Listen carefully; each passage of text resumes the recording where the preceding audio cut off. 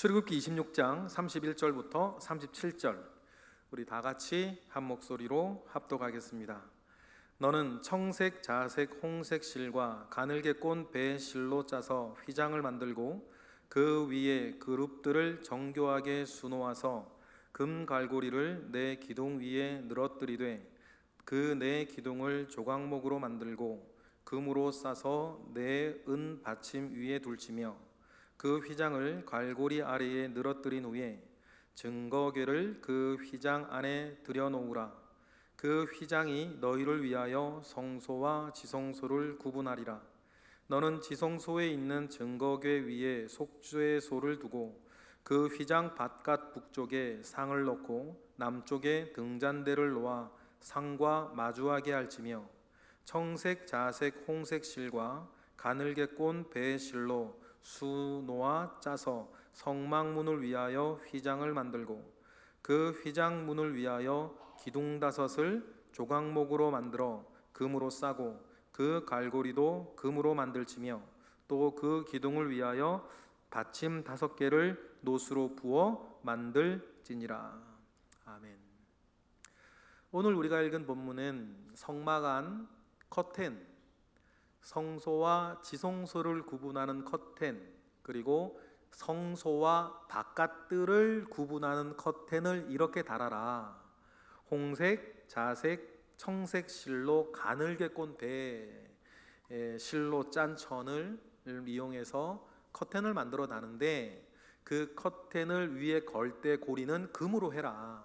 그런데 성막과 바깥들 사이는 그 고리를 노수로 해라 라고 하는 하나님의 말씀이세요.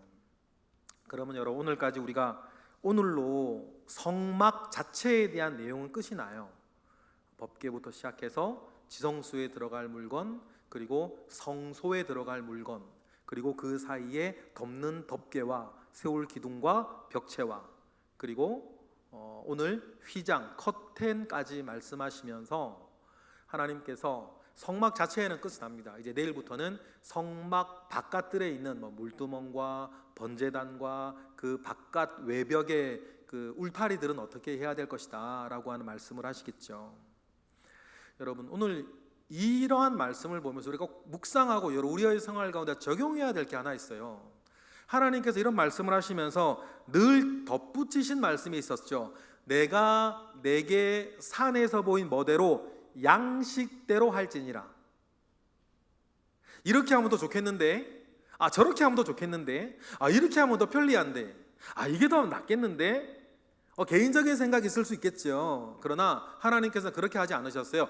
내가 너에게 산에서 보인 양식대로 할 것이니라. 여러분, 이 말씀을 우리의 신앙생활에 또 가지고 오셔야 돼요. 내 마음대로 신앙생활하는 게 아니고, 내 편한 대로 교회 생활하는 게 아니고, 하나님께서 교회를 통해서 우리에게 정하여 주시는 그 틀 안에서 나는 신앙생활하고 교회 생활해야 한다. 여러분, 다른 건 모르겠습니다. 다른 건 여러분들의 적용과 은혜 가운데 하시면 되겠는데, 나의 교회 생활과 나의 신앙생활은 하나님께서 나에게 보여주신 대로, 교회에서 교회가 결정 가운데, 우리의 틀 가운데에 나를 맞춰 들어가야지, 내 마음과 내 편안과 세상의 많은 소리들과 그 모든 이야기들 속에서 우리의 교회의 생활의 틀을 내가 바꾸거나 조정해서는 안 된다. 그래서 여러분, 많은 물소리와 같은 하나님의 말씀이 우리에게 가르쳐 주시는 대로 내 신앙생활과 내 교회 생활과 그것이 바탕이 된 내 마음과 생각이 내 삶을 주장해 나아갈 수 있도록 하시기를 주님의 이름으로 축복합니다. 요즘은 여러분, 우리가 듣는 소리들, 듣는 이야기들이 너무 많아요. 바울이 그 걱정처럼 너희가 귀가 가려워 뭐를 많이 두고 스승을 많이 두고, 여기에 가면 이 소리 듣고 저기에 가면 저 소리 듣고, 너무 많은 스승을 우리가 두고 살아요.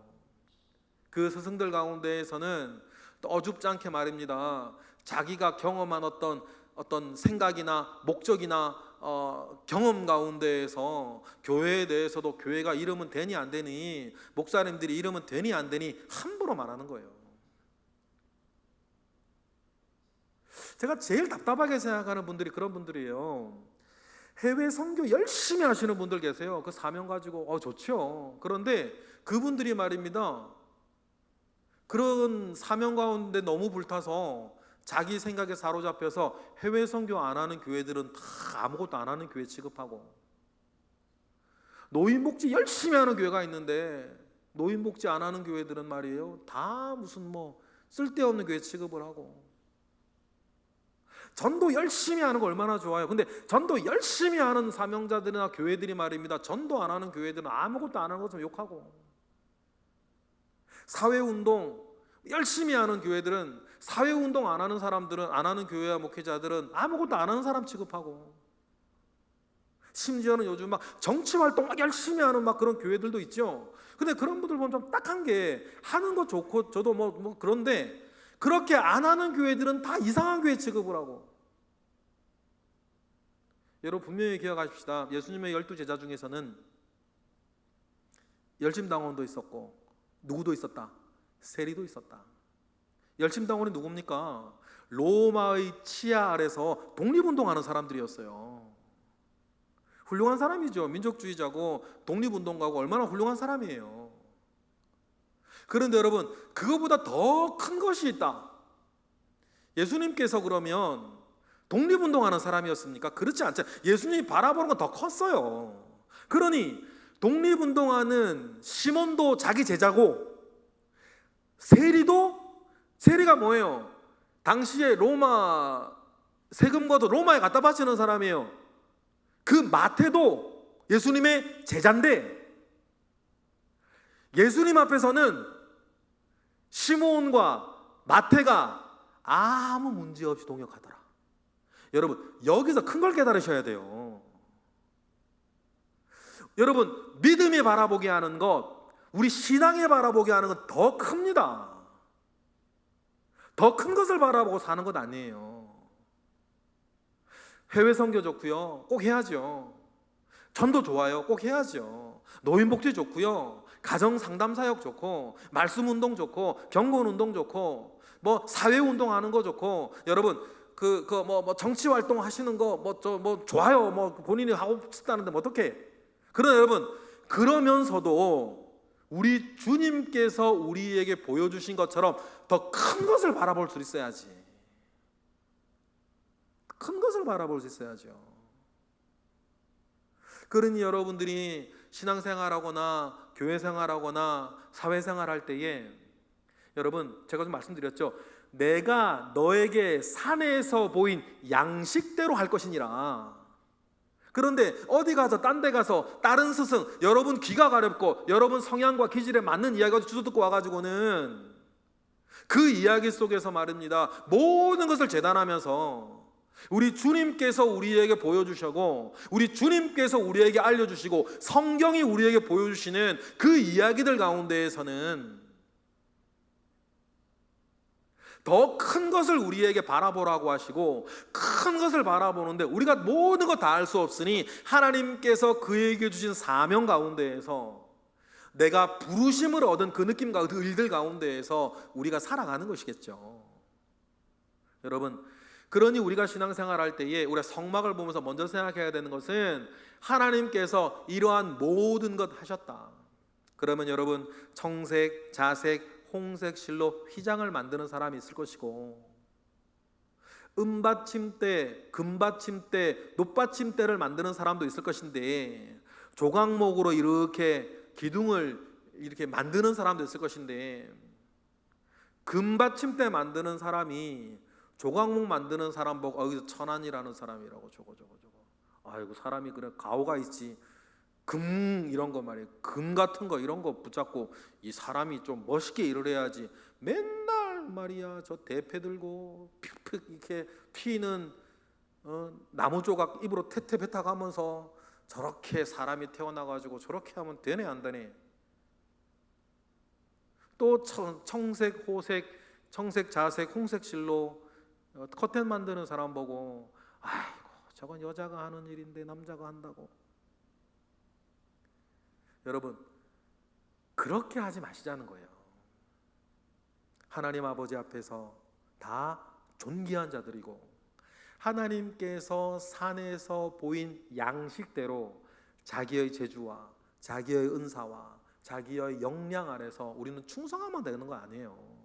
1달란트를 받았던 2달란트를 받았던 5달란트를 받았던 하나님 아버지 앞에서 우리가 그 모든 것들을 잘 감당해내었을 때에 이루어지는 하나님의 나라, 그 모든 것들을 감당해내었을 때에 지어지는 성막을 우리는 기뻐하는 거지.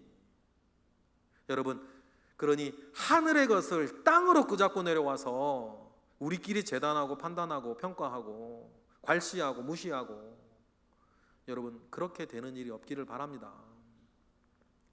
요즘은 너무 알려지는 소식들도 많아가지고 왼쪽 오른쪽 위아래 막 4분의 1 찢어지기 쉬운 세태라 여러분 우리가 성막을 보면서 예수님께서 우리에게 보여주신 봄, 성경이 우리에게 알려주신 봄, 그 안에서 더 큰 것을 바라볼 줄 알며 사시는 저와 여러분 되시기를 원합니다. 하나님께서는 이 성막을 통해서 분명히 구별되어진 한 공간이 있기를 원하셨어요. 고정된 건 아니었죠. 이 성막 자체가 텐트 같은 거니까 하나님의 백성을 이끌며 어디든지 갈 수 있는 이 텐트를 주님이 말씀하시는데 어디를 움직인다 하더라도 분명히 하나님께서 구별되어진 나의 처소, 이 성막이라는 이 단어의 뜻이 처소라는 뜻이거든요. 누구의 처소? 하나님의 처소. 하나님이 계시는 이 처소에서 처소가 있다라는 것. 그래 놓고 보면요 하나님은 여전히 계속해서 무엇인가를 구별해내기를 원하셨어요. 땅도 이미 출애굽기에서 구별하기 시작하셨죠. 애굽 사람들이 사는 땅과 이스라엘 사람들이 땅은 고센 땅을 하나님은 이미 10장에서부터도 땅을 구별하셨어요. 우리 출애굽기 8장 22절에 보면 뭐라 그럽니까? 읽어볼까요? 시작. 출애굽기 8장 22절.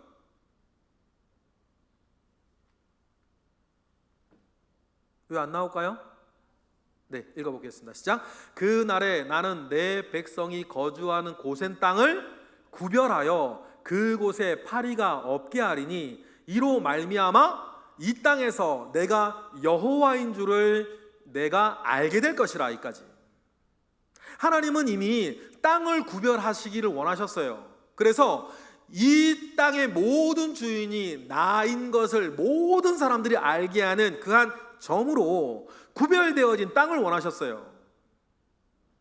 그러면 여러분 이 사실을 우리의 신앙생활에도 가지고 오셔야 됩니다. 하나님께서 내 삶과 이 세상의 모든 것의 주인이시라는 것을 내가 고백해 나아가는 나의 구별된 땅도 있어야 된다. 여러분 그것이 저는 이 땅이 정말 특별한 땅이라서 아니라 하나님께 내가 그런 신앙의 고백을 하는 땅으로서 이 매봉길 32 땅은 우리에게는 하나님 아버지의 성지예요. 이 땅이 특별한 것은 아닙니다. 성막에 서 있는 그 땅이 특별한 곳은 아니죠. 그러나 그곳엔 이스라엘의 신앙의 고백이 있어요. 이곳은 하나님을 위해 구별한 곳이라고 하는 그 신앙의 고백이 서 있는 땅이 성막이 있는 땅, 이스라엘이 고센 땅에 있을 때에 하나님도 친히 구별해 주시기를 원했던 그 땅 아닙니까? 땅뿐입니까 여러분? 하나님은 사람도 구별하기를 원하셨어요. 이어지는 23절 읽어볼까요? 시작. 내가 내 백성과 내 백성 사이를 뭐하리니? 구별하리니 내일 이 표징이 있으리라 하셨다라 하시고 바로에게 하시는 말씀, 모세를 통해 바로에게 하시는 말씀 분명히 뭡니까? 나의 백성과 바로 너의 백성 사이엔 구별이 있을 것이다. 그 구별의 증표로 하나님께서 이스라엘 백성들 가운데에 지으라고 하신 게 뭐예요? 성막이에요. 이 성막의 뜰에 출입할 수 있는 내 백성, 출입할 수 없는 너희 백성. 이 성막, 이 번제단 안에 나와 하나님 아버지 앞에 출입하여 하나님 아버지 앞에 번제단에서 제사할 수 있는 그 사람에게 주신 특별한 은혜가 있는 거 아닙니까? 하나님은, 여러분 들어보셨을 거예요, 하나님은 믿지 않는 자라 하더라도 이 땅의 모든 사람의 창조주이시오, 주인이시오, 생명의 근원 아니십니까? 그래서 믿는 자나 믿지 않는 자나 이 땅 가운데에서 자기의 삶을 살아갈 수 있도록 은혜를 주세요. 그걸 뭐라 그래요? 일반 은총이라 그래요. 일반 은총 안에서 부자도 되고, 일반 은총 안에서 가정도 화목할 수도 있고, 일반 은총 안에서 여러분 뭐 성공할 수도 있겠죠. 그러나 그것은 일반 은총. 꽃과 같이 시들고 풀과 같이 마르는 그 인생 가운데에 제가 늘 드리는 말씀, 그러면 뭐 하나 죽어가는 사람인데, 죽을 자로 사는 사람들 아니에요. 그러나 여러분, 하나님 아버지 앞에 구별되어서 내 백성이 되어진 이들에게는 일반 은총 외에 뭐도 있다? 특별한 은총도 그들에게 주신다. 그 특별한 은총의 첫 은혜가 뭐예요? 죄사함을 받고 의롭다함을 여겨주시고 하나님의 자녀 삼아주시고 하나님의 자녀에게 따라오는 여러 가지 자녀의 권세, 기도할 수 있는 권세, 예배할 수 있는 권세, 하나님 아버지 앞에 나아갈 수 있는 권세, 천국에 대한 소망을 가지고 있는 권세. 그래서 저나 여러분들이나 죽을 자로 살지 않고 살 자로 살고 있는 무엇과도 바꿀 수 없는 그 은혜. 여러분, 죽을 자로 살고 있는데 뭐 하면 어떻고 뭐 안 하면 어떻겠어요? 그 사람들이야 죽을 자로 사는데.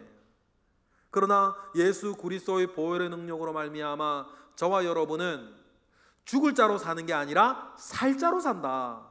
그러니 다 괜찮은 것 아니에요. 그 은혜를 깊이 알면 깊이 알면 깊이 알수록 여러분 다 괜찮은 거예요. 그렇죠? 그 은혜를 덜 알면 알수록 안 괜찮은 게 많겠지. 이것도 돼야 되고 저것도 돼야 되고 저것도 돼야 되고 저것도 돼야 되고 이거 안 되면 안 되고 저거 안 되면 안 되고.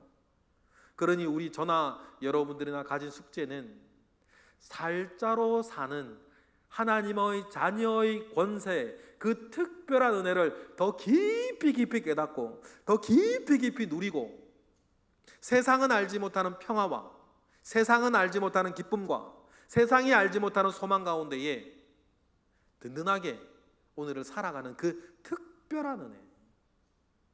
여러분, 그 은혜가 여러분 저와 여러분에게 있습니다. 그것이 우리의 가장 큰 위로가 되시기를 바랍니다. 여러분, 우리의 가장 큰 위로는 이 사실이거든요. 가정 뭐 대화 이렇게 하고 뭐 이렇게 저렇게 하고 좋아요. 교회에서 그런 얘기 할 수 있고 세상에서 그런 얘기 우리 들을 수 있는데 들으면 좋지요. 저도 재밌어요. 좋아요. 그런데 여러분, 그 일을 통해서 위로받고 하는 것도 좋은데 그것은 교회도 줄 수 있고 세상도 줄 수 있고, 그게 하찮은 것이라는 것이 아니라 그것도 귀하지만 우리를 가장 기쁘게 하고 우리를 가장 평화롭게 하고 우리를 가장 담대하게 하고 우리를 가장 안전하게 하는 것은 우리 주 예수 그리스도의 복음이 나에게 부어준 특별한 은혜. 여러분, 그 은혜 위에 서 있는 저와 여러분이신 것을 확신하시기를 바랍니다. 이것이 우리가 세상을 살면서도 우리만이 받을 수 있는 가장 특별한 은혜, 가장 특별한 특권, 가장 특별한 축복 아니겠어요? 우리는 이렇게 하나님 아버지 앞에서 구별되어진 사람이라고 하는 사실을 기억하고, 그런데 우리 꼭 기억해야 되는 것이 뭡니까? 우리가 잘나서, 내가 무언가 올바라서, 내가 무엇인가 잘한 것이 있어서, 나에게 무슨 공로가 있어서 그렇게 된 건 아니다. 구별되어진 그 성막 안에는 하나님의 약속의 증거인 언약궤가 있고, 언약궤를 덮는 뚜껑을 뭐라고 불러요? 속죄소라 부르는데, 물론 원어적으로는 속죄소가 더 맞는 말이긴 한데 여러분 기억하세요? 예전 성경에는 그곳을 뭐라고 불렀냐면 시은소라고 불렀어요. 저는 그 시은소라고 하는 말이 지성소 안에 있는 덮개의 뚜껑 위, 그걸 시편은 하나님의 발등상이라 그래요. 하나님의 발등상이 뭐냐면 발을 딱 딛고 서면 이 발등, 보이는 발등이라, 그 발등상이라 그러거든요. 하나님께서 이 땅에 발을 딱 딛고 서시는 그 발등상을 시온소, 속죄소 뚜껑이라고 이스라엘 사람들은 믿었어요. 고백했어요. 그런데 그 뚜껑을 속죄소, 뭐 많은 의미죠. 모든 은혜의 시작은 속죄로부터 시작하니까. 그런데 전 그 말이 너무 좋았어요. 시은소, 하나님의 은혜가 시작되는 곳. 그래서 뜬금뜬금 시은소 교회라고 하는 교회가 있었거든요. 그런데 성경이 바뀌면서 시은소가 속죄소가 되면서 그 교회들이 이름을 다 바꿨어. 속죄소 교회 하기 좀 이상하니까 이름을 바꿨죠. 그래서 제가 아는 뭐 고양시에 있는 교회도 시은소 교회였는데 필그림 교회로 이름을 그리다 나중에 성경이 바뀌니까 바꾸더라고요. 그런데 여러분, 그 시은소를 생각해 보십시다. 우리가 그렇게 특별한 은혜와 특별한 은총을 받아 누릴 수 있는 가장 큰 이유는 내가 잘나서가 아니고 내가 뭐가 난 사람이라서가 아니고 하나님께서 우리에게 주신 일방적으로 시작된 은혜 때문이었다. 내가 특별한 자가 되었는 건 그 성막, 특별히 지성소에서 우리에게 주어지시는 그 권위 아래에서 내가 아무것도 잘한 것이 없으나 1만 달란트는 탕감받은 사람으로서 하나님께서 나에게 일방적으로 부어주신 시작된 그 은혜가 있었다는 것을 기억을 하는 것입니다. 여러분, 이 은혜를 기억해야 돼요. 제가 늘 강조하죠. 최소한 우리가 하나님 아버지 앞에 배은망덕한 자는 되지 말자.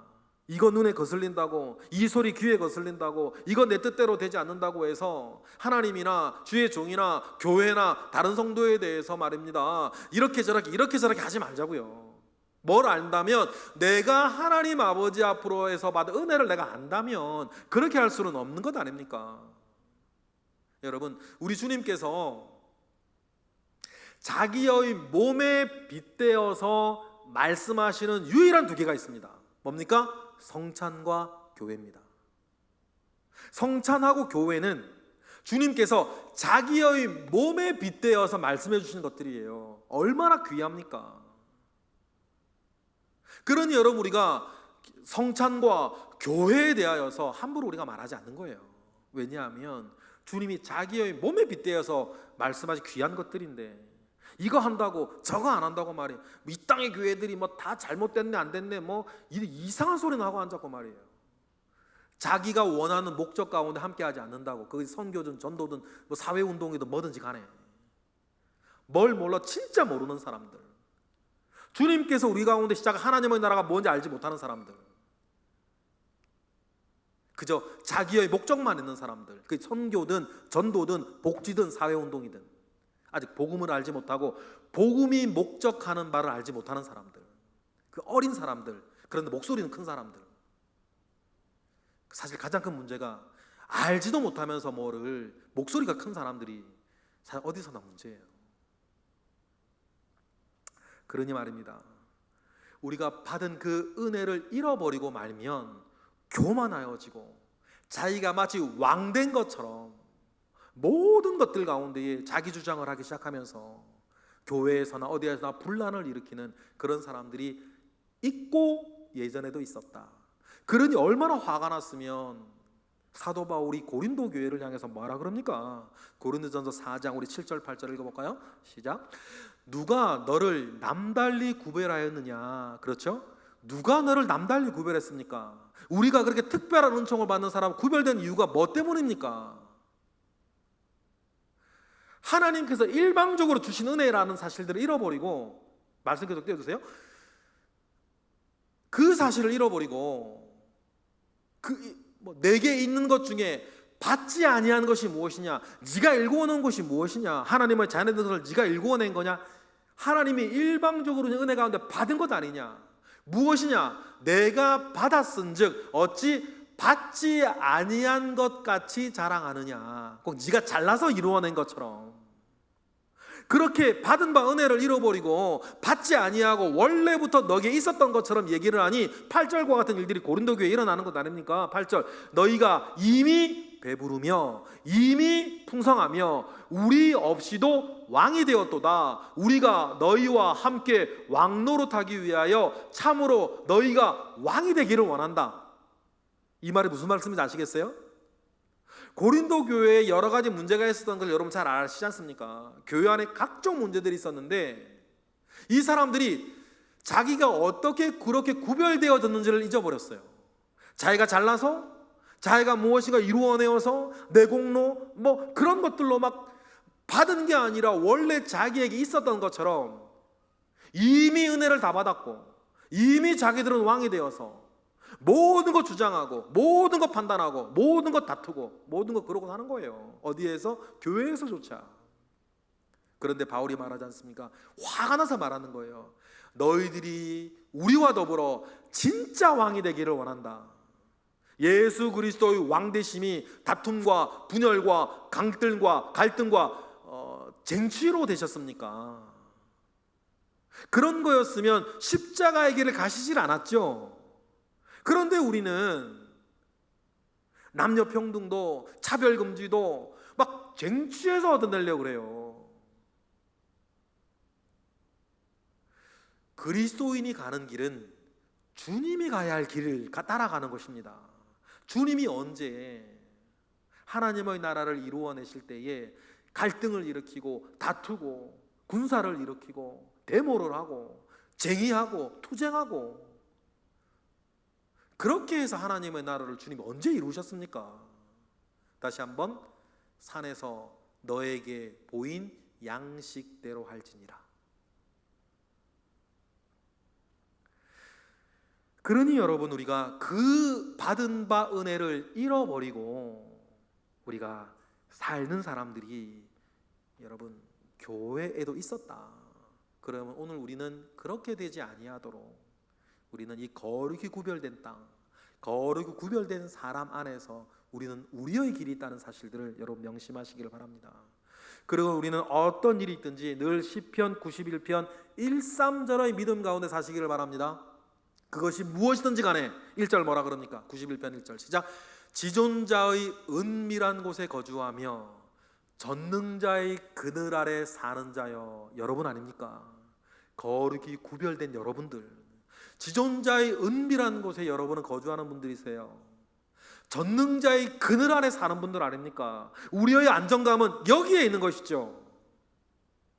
휘장 뒤에 언약궤가 있고 그곳에 시온소가 있으니 내가 함부로 거기에 들어갈 수는 없으나 그곳에 하나님이 계시니 은밀한 곳에 내가 거주하고 전능자의 그늘 아래 내가 살고 있다는 그것이 우리의 담력이 되고 우리의 평안이 되는 사람들입니다.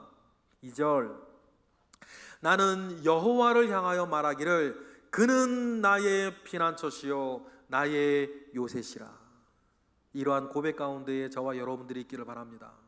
그리고 3절, 이는 그가 너를 새 사냥꾼의 올무에서와 심한 전염병에서 건지실 것이로다.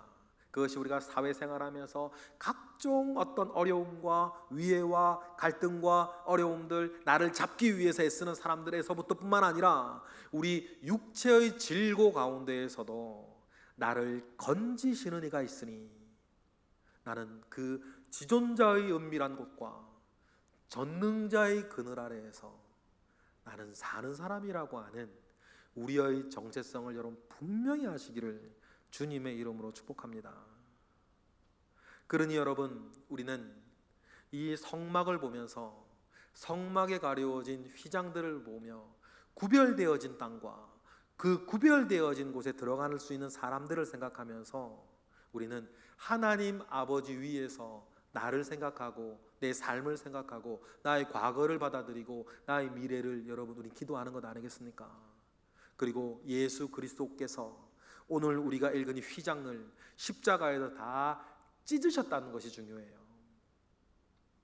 위에서부터 아래로 찢으셨다는 것이 중요하죠. 그래서 우리는 이제 어떻게 되었습니까? 이 거룩한 성소, 또 게다가 대제사장이 1년에 한 번 들어갈 수 있었던 이 지성소에까지 우리는 담대히 은혜의 보좌까지 나아갈 수 있는 사람이 되었다. 그래서 여러분 히브리서의 선언이 뭐예요? 히브리서 4장 16절 다 같이 읽어보겠습니다. 시작. 그러므로 우리는 긍휼하심을 받고 때를 따라 돕는 은혜를 얻기 위하여 은혜의 보좌 앞에 담대히 나아갈 것이니라. 할렐루야. 우리는 이제 그렇게 구별되어진 사람이 아닙니까? 이제는 우리는 왕같은 제사장 되어서 예수 그리스도의 보혈로 단번에 모든 속죄 제사를 드린 사람이니 이제 우리는 뜰을 지나 성소를 지나 지성소에까지 은혜의 보좌 앞까지 담대히 나아갈 줄 아는 자가 되었다. 그러면 여러분, 은혜의 보좌 앞에 나아갈 수 있는 것들이 뭡니까? 그 무엇이 우리를 은혜의 보좌 앞에 나아가게 하는가 우리에게 알려주는 게 뭐예요? 성소에 있는 두 물건이에요. 여러분, 성소에 뭐가 있습니까?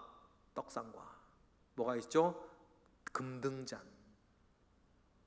은혜의 보좌 앞에 우리가 나아갈 수 있는 것은 성령이 비추사 우리로 하여금 하나님의 길을 찾게 하고 하나님의 길을 가게 하는 것. 성령의 어떤 비추임을 얻어서 우리가 이제는 어두움에 있지 아니하고, 여러분 보세요, 성막입니다. 빛이 하나 안 들어오죠.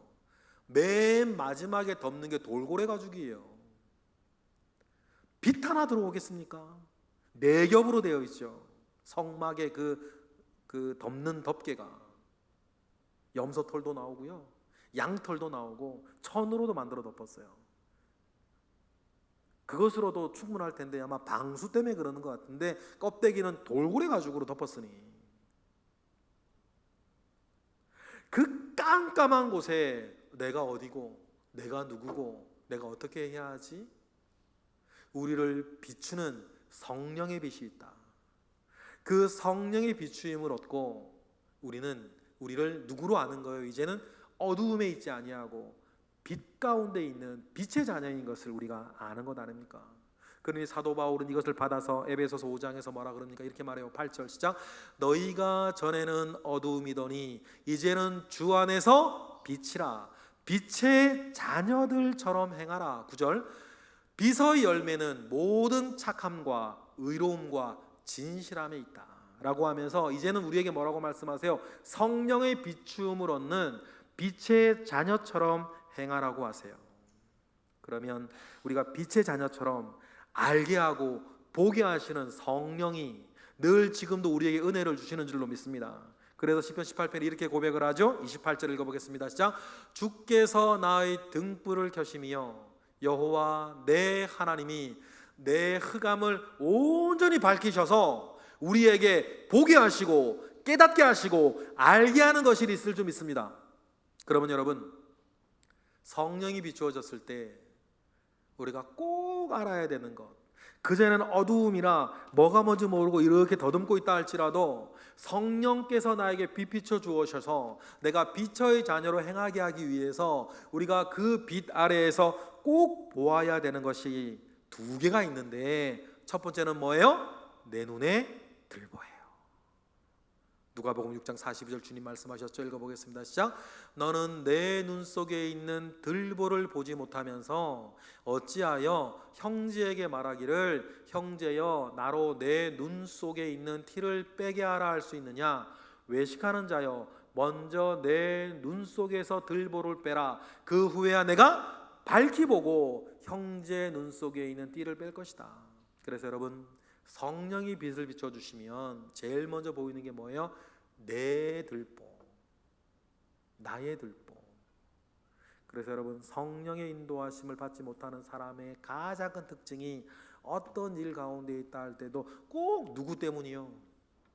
저 사람 때문이고, 이 일 때문이고, 저 사람 잘못이고, 저 사람이 나에게 이렇게 했기 때문에 나는 저렇게 하는 것이고. 말 들으면 다 맞아요. 맞더라고요. 그 말씀 맞아요. 그런데 맞더라도 분명한 것 하나는, 성령께서 저 사람 좀 비추지 않고 계시는구나. 바꿔 얘기하면 성령의 비추임을 얻지 못하고 있구나. 성령의 비추임을 얻으면 가장 먼저 보이는 게 내 허물과 내 잘못과 내 실수와 내 부족함이라는 사실들을 여러분 우리는 기억합니다. 그리고 성령이 우리를 이렇게 비추시면 또 우리가 알게 되는 게 있는데, 두 번째 알게 되는 게 뭐냐면 내가 받은 게 무엇인지를 알게 돼요.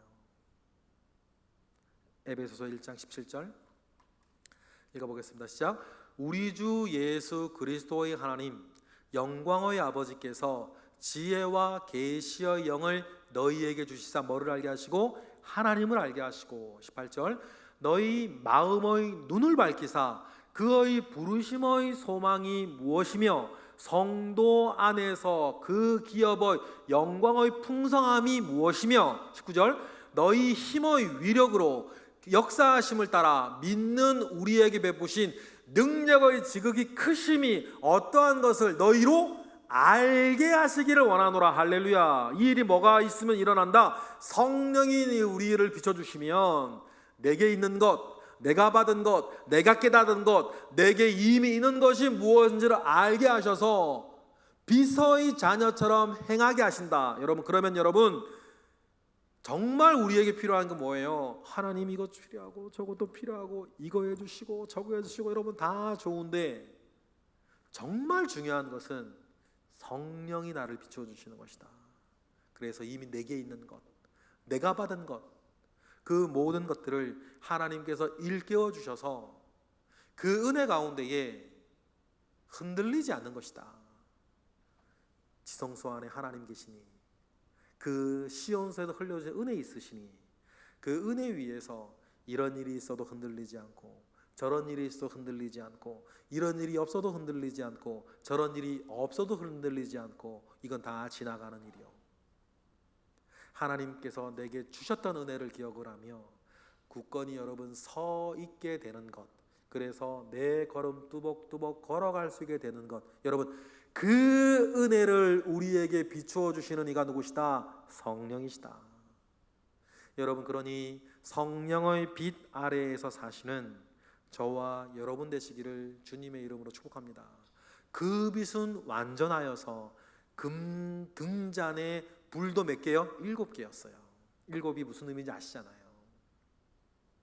그리고는 여러분 그 빛이 쫙 향하여 비추어지는 것이 있는데 뭐예요? 떡상 위에 있는 12개의 진설병. 진설병이라고 하는 그게 세팅해 놨다 그래 진설병이라 그러는데, 원래 그 진설병의 원래 단어는 뭐냐면 얼굴이라는 단어예요. 그럼 상상해 보십시다. 얼굴이라는 이름의 떡이에요. 떡이 12덩어리네요. 왜 12개일까 아시겠죠? 그러면 성령의 비추심 가운데에서 우리 모든 하나님의 백성 12지파 그리스도인들은 그 성령의 비추심 가운데 살고 있어야 된다.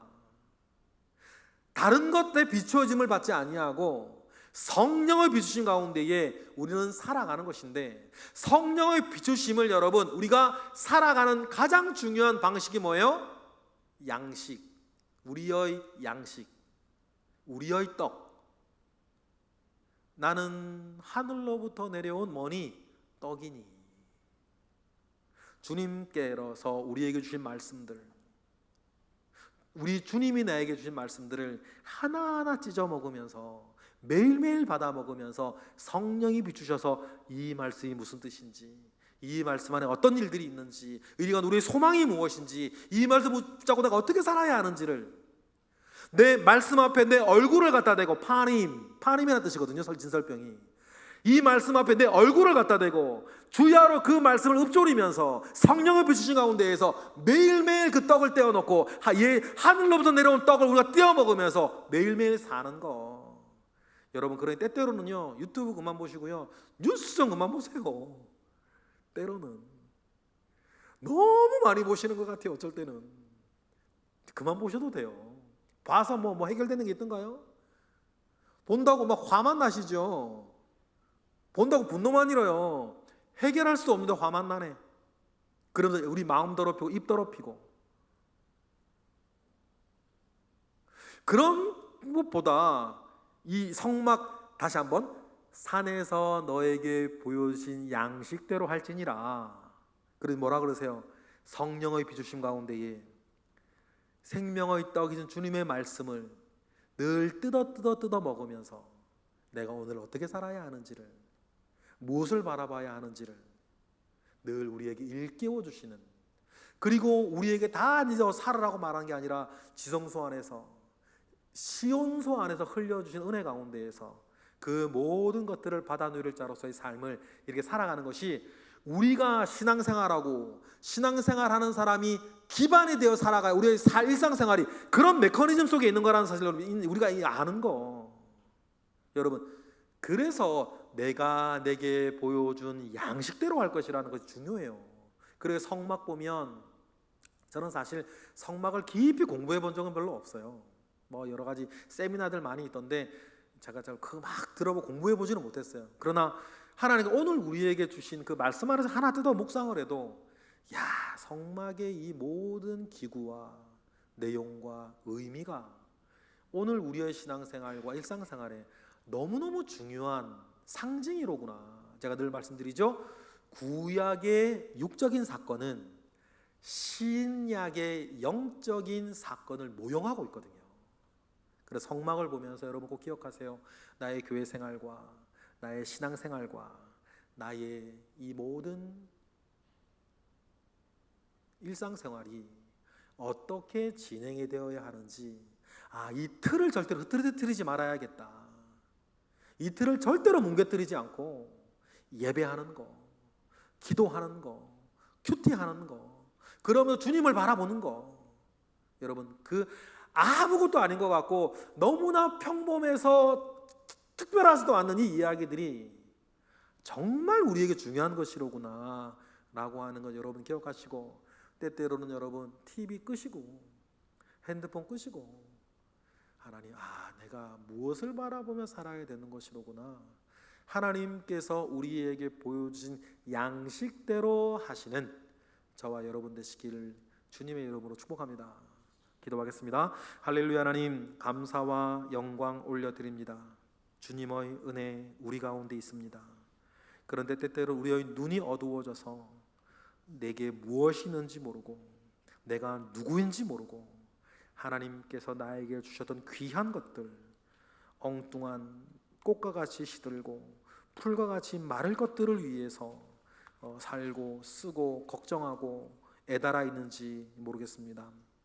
하나님, 은혜 위에 은혜를 주시고 능력 위에 능력을 더하셔서 성령의 빛 가운데에 우리가 무엇을 바라보며 어떻게 살아야 하는지, 하나님 지성소에 있는 언약궤와 하나님 시은소 위에서 우리를 지키시는 하나님의 은혜 가운데에 서서 능력으로 살아가는, 평화로 살아가는 우리 모든 예배자 되게 하옵소서.